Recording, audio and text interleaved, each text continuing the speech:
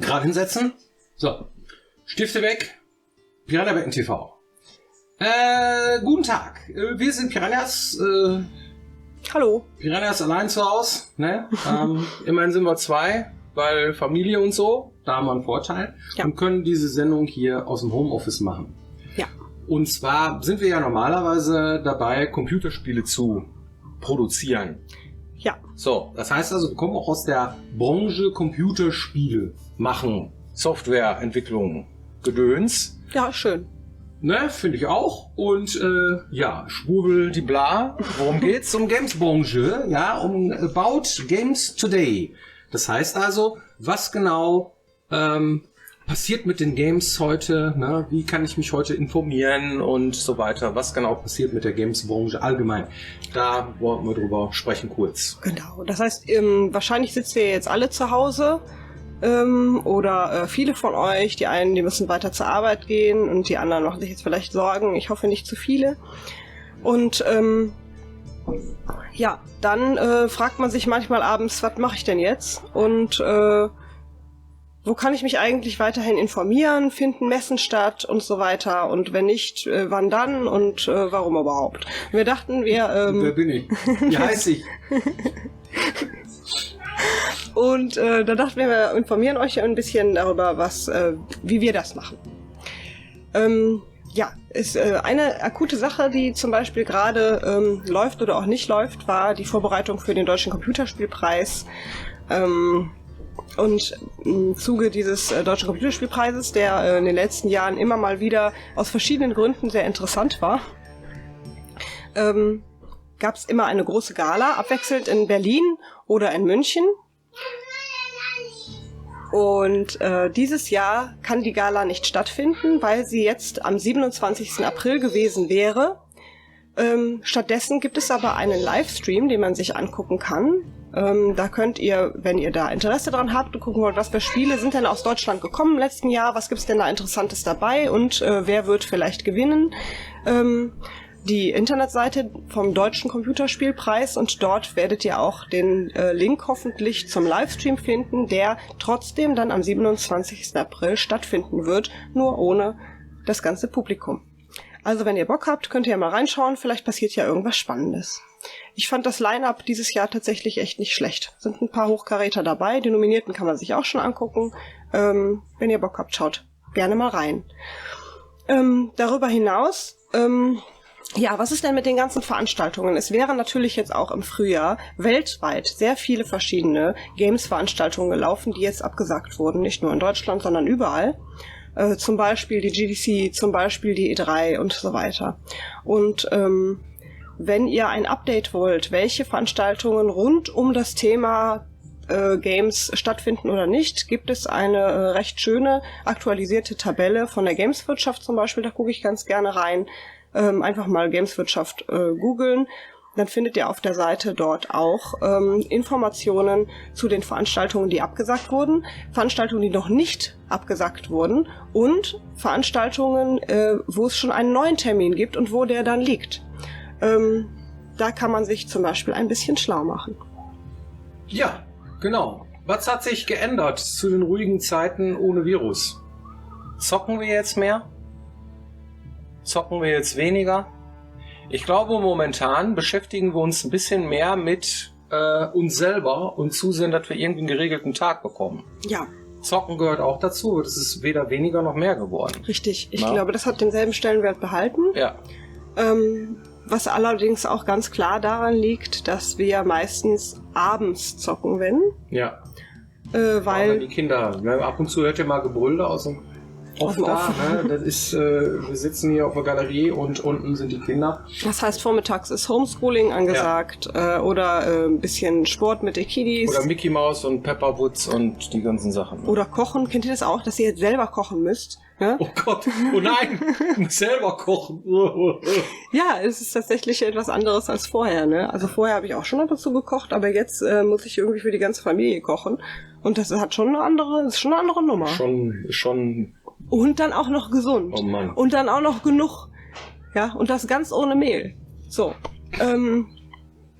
Ja, es ist schon spannend und dann strukturieren wir uns so den Tag, dass es für alle passt und jeder nicht zu kurz kommt, hoffentlich. Und dann ist man abends meistens auch platt. Und dann ist abends entweder noch ein bisschen Homeoffice angesagt oder man zockt halt was oder man guckt halt was. Ne? Das Angebot ist immer noch groß im Internet, was man sich alles angucken kann.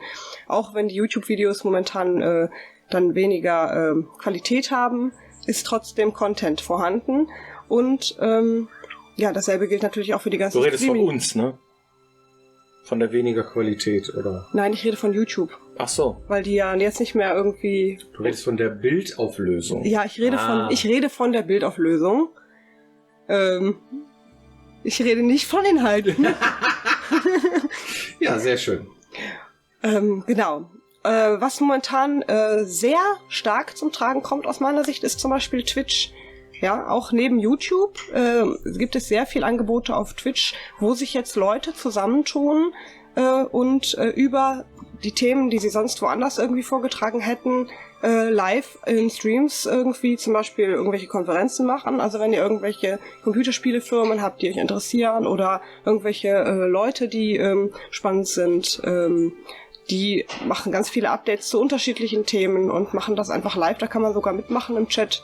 Finde ich sehr, sehr spannend und stöber sehr gerne darum. Mhm. Ja, gut. Welche Prognosen der Fertigstellung von Computerspielen kann man heute noch trauen? Ja, das ist schwierig. Das ist schwierig zu sagen. Wir wissen natürlich jetzt, wie wir im Homeoffice arbeiten. Und wir wissen auch, dass diese gesamte Situation mit Covid-19 einen Impact hat auch auf unsere Branche. Ja. Nicht so stark wie auf andere Branchen glücklicherweise, aber das Konsumverhalten ändert sich, das Kaufverhalten ändert sich, das Arbeitsvolumen ändert sich und deswegen sind natürlich alle ein Stück weit betroffen, auch wir. Und wie die anderen Firmen zu Hause ihre Spiele zu Ende bringen, das können wir natürlich nicht sagen. Das können wir noch nicht sagen, ne? Das wird sehr spannend. Und dann kommen natürlich auch strategische Gründe mit hinzu. Das heißt, wenn jetzt einer irgendwie sein Release im Rahmen einer Gamescom geplant hätte, ist das natürlich Kacke, ne? Wenn die dann zum Beispiel nicht stattfinden würde. Aber das kann man sehr schwer sagen. Da heißt es einfach geduldig bleiben. Geduldig bleiben, abwarten, hoffen, dass es wieder besser wird und dann kommen die ganzen Sachen schon nach, würde ich sagen. Ja.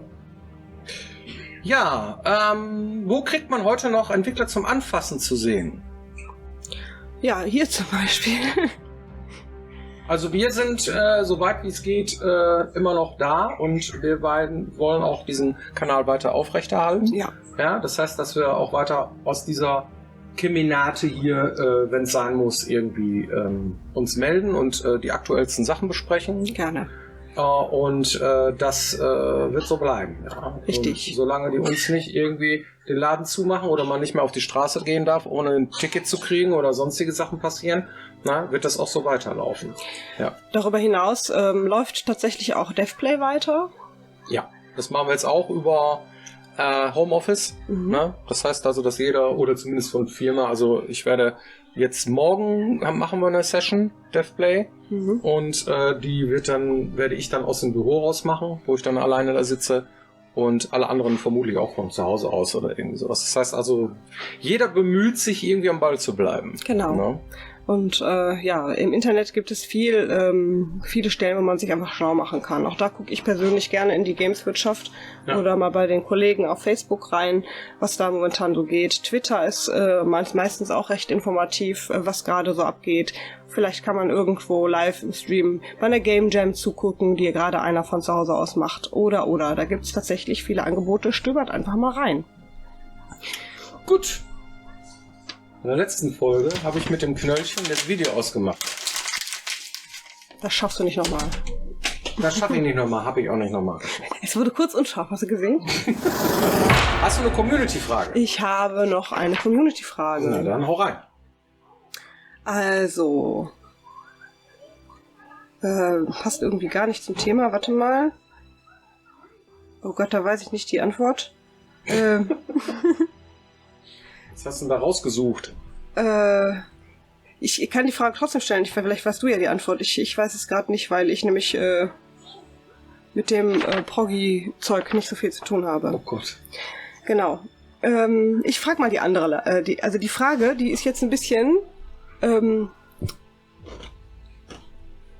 missverständlich, weil wir jetzt zu Hause sind und normalerweise in der Firma wären. Ich glaube, diese Frage wurde gestellt, als die Leute noch davon ausgegangen sind, dass wir in der Firma sind. So, unter dieser Prämisse, wie gut ist denn die besagte Internetleistung bei euch? Gemeint ist wahrscheinlich die Firma. Ziemlich gut. Mehr kann ich dazu auch nicht sagen. Du weißt es auch nicht genau. Nein, natürlich nicht. Ich meine, ich bin kein Techniker. Ne? Also, Müsste man den Magic fragen, aber wir haben eine ziemlich gute Leitung da. Also zu Hause haben wir hier eine 400er Leitung. Ja. Und entsprechend dann auch einen ganz guten Upload. Ja. Und in der Firma wird es auf keinen Fall schlechter sein. Wir haben da auch eine sehr gute Leitung. Ja. Musst du ja auch haben, sonst kannst du ja eigentlich jetzt mal das als Erste, was man sich überlegt, wenn man irgendeinen Standort wählt, ne? Ob ich da gut vernetzt bin oder so. Gerade als Computerfirma brauchst du das auf jeden Fall. Genau. Vielleicht noch eine passende Frage dazu. Ja. Was mich interessiert wäre, ist das Gebäude zur Miete oder gehört es der Firma? Nee, das ist zur Miete. Tatsächlich. Das ist zur Miete, ja. Das ist zur Miete und trotzdem haben wir uns damals, als wir eingezogen sind, extra eine Internetleitung dafür legen lassen. Damit das einwandfrei funktioniert. Und das ist auch eine sehr gute Idee, wenn man in der Branche arbeitet wie wir. Genau. Das Thema Internet werden wir noch an einer anderen Stelle nochmal bringen. An der Stelle dann vielen Dank fürs Zugucken und wir hoffen, ihr bleibt gesund und ja, es geht euch gut. Es geht euch gut und wir sehen uns dann nächste Woche. Genau. Piranha-Berg TV. Bis bald.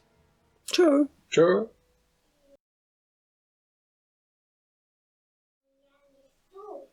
Was? Ob man das wohl hört? Die Kinder. Die Kinder im Hintergrund sind immer sehr Lustig.